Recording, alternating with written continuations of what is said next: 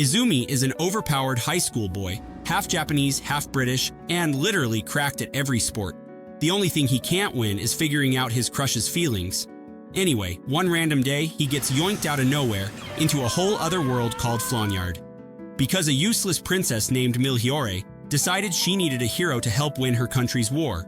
Not gonna lie, her entire army was made up of useless, ugly NPCs straight out of a tutorial level.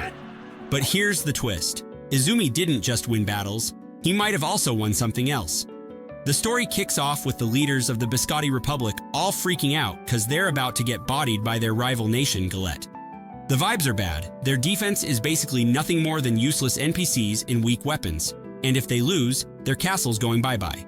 So their Princess Milhiore pulls out the emergency plan, summoning a hero from another world. Because yeah, that's totally reasonable. Cut to Earth. Izumi's packing up for school like nothing's happening. This dude's probably late because he's got a flight to catch or something. But then out of nowhere, some sus little dog creature with a knife is just stalking him, okay? As Izumi's running home, he takes a shortcut, parkours off a ledge, and suddenly the dog opens a magic portal right where he lands. Bro gets isekai'd mid-jump. When he wakes up, he's lying on an altar like the main character. Well, he is. And standing before him is a literal anime princess. She's got ears and a tail, and Izumi's like, for real, is this a cosplay event or what? Turns out Flonyard is basically furry heaven. Everyone's either a cat human or dog human. Milhiore hits him with the full explanation that her country is terrible at fighting, their enemies are overpowered, and they need Izumi to solo the entire army. He dives straight into battle. But fighting here isn't normal. Instead of blood and guts, it's all bonk him on the head or back and you score points. And yeah, Izumi goes full gamer mode. He wipes out enemy soldiers like they're level 1 NPCs, and the useless NPCs, who've never seen an overpowered warrior before, are absolutely losing their minds. Meanwhile, Galette's commander, a girl named Chelly, sees this random human popping off and wants to handle it herself. Elsewhere, Izumi, who met a Biscotti captain named Eclair, asked him to teach her to perform a cannon seal. It was a power spell that used life energy. Eclair shows him how to channel Flonyard energy into spirit energy, load it into your weapon, and yeet it like an energy nuke. They try it once, and the entire enemy battalion gets wiped off the map, just like you wiped your forbidden browser history. But before they can even high-five, some chaos erupts from long range. Who's behind it? Yup, it's our new useless character, Commander Chelly. So Izumi and Eclair team up to take her down. Their coordination is absolute hot garbage. They both jump in, whiff their timing, and straight up crash into each other mid-air like two pigeons fighting over a French fry. Chelly's like, okay, y'all had your fun, then drops her ultimate move. The whole arena explodes like your brain during a math exam. But somehow, Izumi and Eclair dodge that mess by anime jumping into the sky. And this time, they actually work together, pulling off a synchronized attack that strips Chelly down to her undies. Yup, that happened. They didn't just defeat her, they ruined her outfit and her ego. And because Chelly didn't want YouTube dem recaps to get a YouTube violation because of her clothes, she also withdrew from the fight and promised to avenge her defeat in the next meeting. Thanks, Chelly. With that, Biscotti wins the war, kind of. I mean, it's more like they survived the world's weirdest LARP session. After that mess, Izumi gets invited to a victory concert where Princess Milhiore, yes, our useless princess, is going to sing.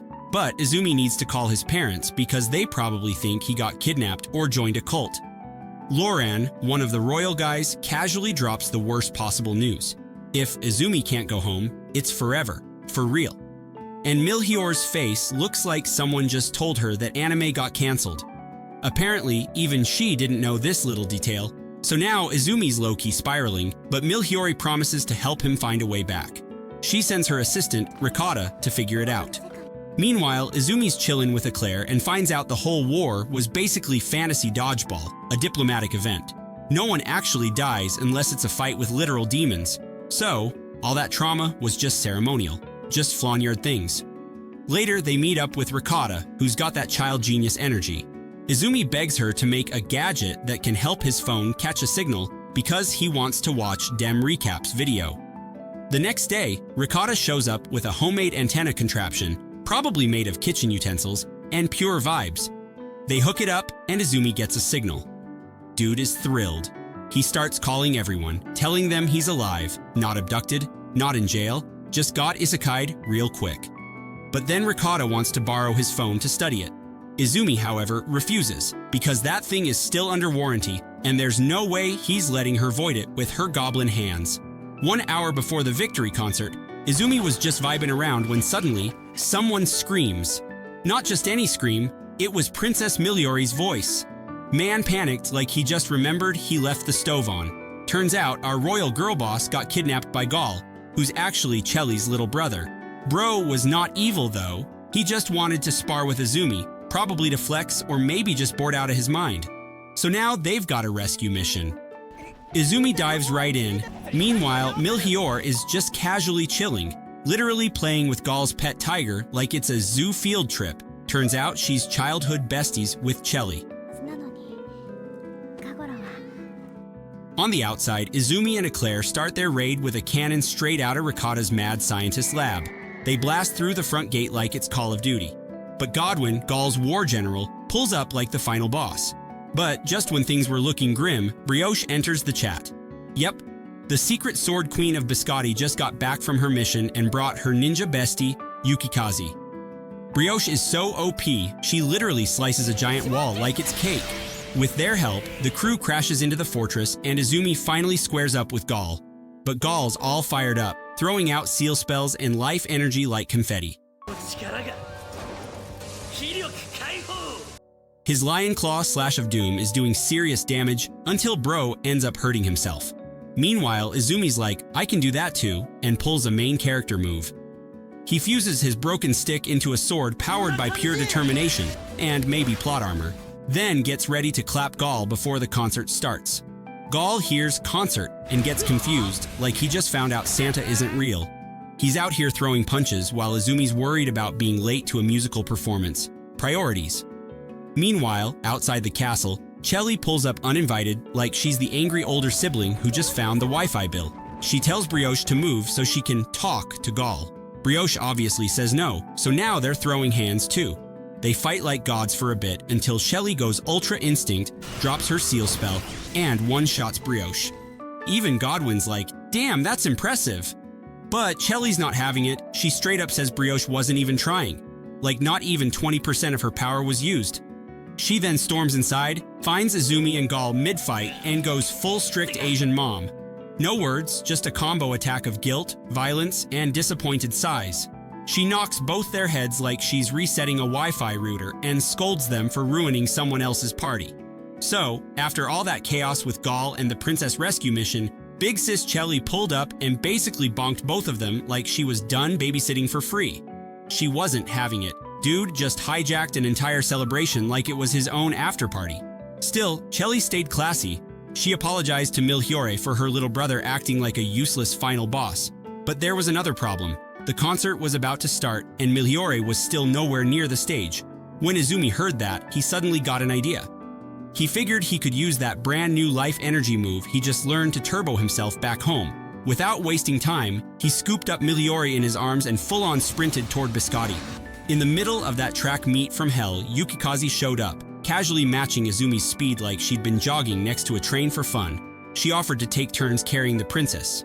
But Izumi declined because he wanted to push his limits even more. So this man went full Iron Man again. He dropped a seal spell mid-run, formed a whole rocket surfboard, and flew like Sonic. With that ridiculous speed, he managed to get Milhiore to her concert right on time. She hit the stage, sang her golden voice out, and the crowd went wild. Meanwhile, Izumi was passed out like a phone that hit 0%, his life energy fully drained. The next morning, the Biscotti Knights got honored for their performance in the battle. Eclair especially got a shout-out for saving Milhiore from that kidnapping mess. As a reward, Milhiore patted Eclair's head, which caused her tails to wag like she just won the lottery. Izumi saw that and started thinking maybe that was a sign of high respect in this world. So later, while training with Eclair, he tried the same thing. Yeah, it didn't go well. She ended up beating him into next Tuesday. Apparently, in her world, unsolicited head pats come with consequences. After training, Izumi visited Brioche and Yukikaze's place for a chill lunch. While chatting, Yukikaze suddenly brought up the idea of Izumi returning to his world. She mentioned that somewhere far away, there was a rumor that a hero could go back once they fulfilled their mission. Hearing that, Izumi felt relieved and way more hopeful than before. Meanwhile, back at the royal office, Melchiorre was looking a bit distracted. Her assistant noticed the princess clearly wanted to see Izumi, so they took the initiative to clear her schedule for a dinner. That news made Melchiorre wag her tail like she just got an invite to prom. Later that night, the long-awaited dinner finally happened. Melchiorre looked happy seeing Izumi all dressed up and actually presentable. They sat down, sipped tea, and talked for a while. At one point, Izumi asked why she chose him as her hero.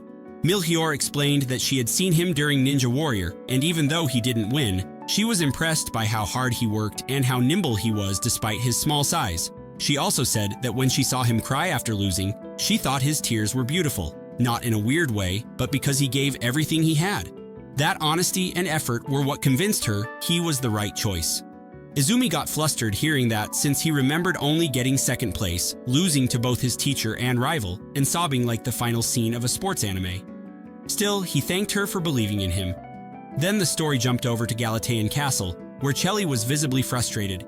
She seemed to be trying to alter some kind of prophecy, but her efforts weren't working. Turned out she could see the future, clearly. And what she saw is straight-up nightmare fuel. Both Izumi and Melchiorre were prophesied to die within 30 days. Worse yet, the prophecy stated that it couldn't be changed. Yeah, it's giving Countdown to Doom realness. Chelly saw a doomsday prophecy where Izumi and Princess Melchiorre would be obliterated, and she declared that it wouldn't happen on her watch. She was in full I will rewrite fate mode. Next thing we know, she straight up announces to all of Flonyard that she's starting a war against Biscotti. To hype up the drama, Chelly starts tossing out prizes like it's some twisted fantasy Fortnite tournament. She even puts 2 of Galette's holy weapons on the line, the magical battle axe Clanvert and the divine sword Ex Machina. And just to be extra spicy, she demands that Biscotti cough up their own sacred weapons too. Back in Biscotti, the higher-ups are freaking out. They held an emergency board meeting, wondering if Chelly was trying to colonize them. The war letter Chelly had sent literally stated that the winning nation would get to borrow all the sacred weapons for 60 days and do whatever they wanted with them, which was described as a total power move. Biscotti, unable to just sit there and look weak, agreed to the terms. Then Princess Melchiorre stepped up in front of the whole kingdom and announced it with a sad little smile, as if she were not internally crumbling. Meanwhile, Izumi was minding his own business when Gal approached him and said that he didn't support this mess. Gal was confused as to why his sister was acting like a villain in a Netflix drama. He told Izumi that he loved Biscotti and literally shipped him and the kingdom, urging him to win. Then we get this heartbreaking lore drop from Amelita, Melchiorre's loyal assistant. She spills the tea that Melchiorre and Chelly used to be super close, like bestie level. Even after Chelly became Galette's top dog, she still sent messages to make sure Melchiorre was safe and asked for more guards to protect her. But then 3 months ago, Chelly ghosted. No explanation, no goodbye, just full-on emotional damage for our pink-haired princess. Fast forward to Battle Day, both armies are marching out like it's the fantasy Hunger Games. But Chelly didn't start this war just to be dramatic. The prophecy she saw wasn't some vague disaster. It specifically showed the death of the current holders of Biscotti's sacred weapons, Exilide and Palladion. She revealed that Melchiorre and Izumi were holding those, implying that Chelly was doing all of that just to take the weapons away from them and keep them alive. She described it as protective big sister energy, but with the addition of war crimes. And just to make sure her plan hits 100% completion, she sends her minions to sneak into Biscotti's HQ and straight up steal Melchiorre's sword, like girls playing 4D chess with real lives. Anyway, the war kicks off and it's pure chaos. Biscotti and Galette troops are throwing hands left and right. But then suddenly, this elite squad shows up specifically hunting down Izumi, not for him, but for the Palladian sword he's carrying.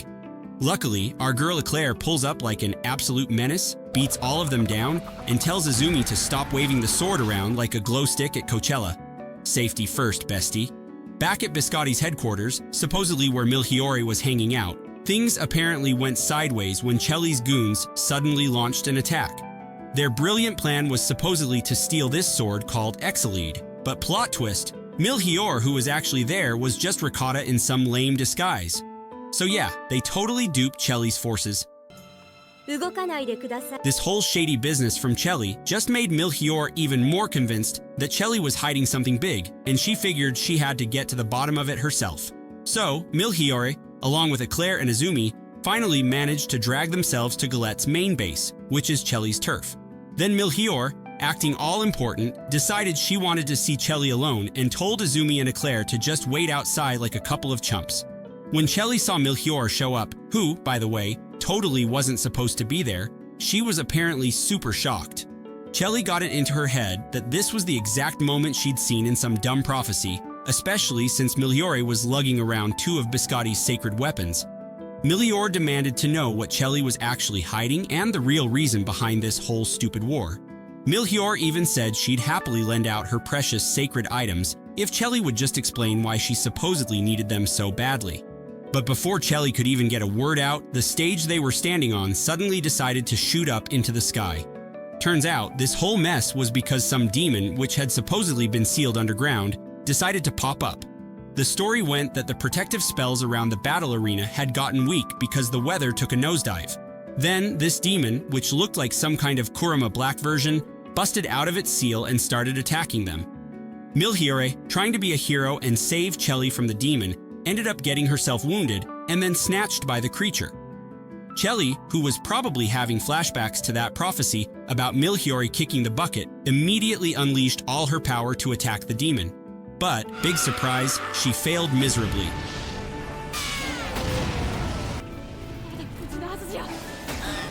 Then Izumi and Eclair, seeing Melchior getting dragged off by this demon, decided to actually do something and started chasing after it.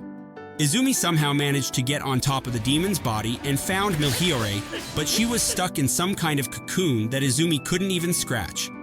Then we're suddenly inside Princess Melchior's subconscious. There, she supposedly met the spirit of some white fox, and this spirit turned out to be the mother of the demon that was currently throwing a fit.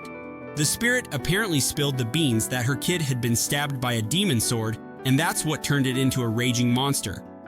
The only way to save it, supposedly, was to yank that sword out of its body. So then, using the Exilide sword she had, Melchior managed to break herself out of the cocoon. The Exilide and Palladian swords then supposedly healed up all their wounds and magically restored Izumi and Melchior's powers. After that, the two of them tried to pull the sword stuck in the demon's body. Once they finally managed it, the demon apparently shrunk back into a little fox. But, of course, it couldn't be that easy. The demon sword then tried to take over Izumi. Chelly, though, from way off in the distance, fired an arrow and actually hit the demon sword. The sword shattered, but bits of it still looked like they were alive and kicking. Brioche and Yukikaze then showed up to deal with the leftovers and sealed them away. Apparently, these two had been guarding the land from nasty demons for a whole century and had touched hundreds of them during their little adventures, whatever that means. After all that demon fighting drama was finally over, Chelly had the nerve to apologize to all the citizens of Galette and Biscotti for causing such a massive screw-up. She then promised she'd try to be a better leader or something. And to make up for their cancelled battle, they decided to throw a festival and a concert for the people of both nations. Naturally, the useless citizens were all super excited about it. Later that night, while Princess Melchior was getting ready for her big concert, Chelly showed up. It looked like Chelly wanted to finally come clean about why she'd been acting like such a psycho all this time, but Melchior just cut her off, saying she'd already heard the whole sob story from one of Chelly's own flunkies. So basically, Melchior finally calls out Chelly for putting way too much stock into some prophecy that's obviously causing more drama than it's worth. But they squash the beef and get back on buddy terms like nothing happened. Meanwhile, everyone in Galette and Biscotti is vibing hard at Melchior's insanely epic concert. Like, this was peak princess flexing, and honestly, it made all the past fights feel like ancient history. Peace was in the air, at least for the moment. Next day, Ricotta rolls up to Izumi with some heavy news. Apparently, Ricotta figured out how to send Izumi back to his original world. But there's a catch. It's not just a quick, bye, see ya. Izumi's gotta forget every single memory he made in Flonyard. And once he's gone, no coming back. Like ever. That part crushed Ricotta's vibe big time because who wants to lose all the good times like that? And Izumi only has 3 days left in Flonyard if he wants to make that trip back. Izumi? He's shook but tells Ricotta to keep it on the down low. No one else gets to know about this whole forget your life deal. So, with the clock ticking, Izumi spends his last days goofing off with Princess Milhiori, even teaching her the classic dog handshake because, well, Milhior is literally a dog at heart, so obviously she's living her best life. Then, just a day before he's supposed to bounce, Izumi has to give a farewell speech, which he nails by thanking everyone who had his back in Flonyard. He promises he'll come back if they ever need help, even though, deep down, he knows that's just wishful thinking. Finally, it's time to return the sacred weapons he'd been rocking, but Izumi isn't about to leave empty-handed. He hooks up Ricotta with a pen and a couple of mini speakers, and he passes on a real-world armband and keychain to Eclair and Yuki. Eclair is already catching on that Izumi's not going to be coming back anytime soon. Still, Izumi's holding on to hope and vows he'll find a way back to Flonyard someday. So, the whole ritual to send Izumi back kicks off, and honestly, Princess Milhior can't even hide how crushed she is. She's basically begging Izumi not to leave because she loves him like crazy and wants to stay together forever. But too late. The ritual's already doing its thing, and boom, Izumi gets sent right back to his own world. Back home, Izumi wakes up confused and teary-eyed. He feels like he did something important over spring break, but like zero memory of what it was. Instead of freaking out, he just rolls with it and moves on, living his normal life. He even goes on a little vacay with his family and friends to Nanami's place. Yep, that's his teacher and low-key rival. Meanwhile, back in Flonyard, Ricotta is still grinding to find a way to bring Izumi back. Then Noir, one of Gaul's crew, shows up with some ancient summoning ritual books from the Galate National Library. And inside those dusty pages is a game-changing note. Heroes who've been sent back to their world can be called back if they had a tight bond with their summoner. But there's a catch. The hero has to leave behind 3 personal items and promise to return to the 3 most important people in that world. The biggest deal is they need to give a promise token and write it down in a letter. Ricotta checks and realizes Izumi left a letter for Milhior. Everyone's hyped, celebrating like they just won the lottery. Cut back to Izumi, walking alone when a mysterious dog, the ultimate portal courier, rolls up and gives him that sacred biscotti weapon ring he used to wear. The moment he touches it, all his Flonyard memories flood back, and he's hyped beyond belief. Now he's ready to drag his friends along to Flonyard someday. And that's the end of Dog Days Season 1. If y'all want to see Season 2, drop a comment below. Alright, that's it for today's video. Moral of the story? Love your pets, because if they turn into cute girls, they might just become your waifu. Thanks for watching. This is Dem Recaps. Don't forget to subscribe, and I'll catch you in the next one.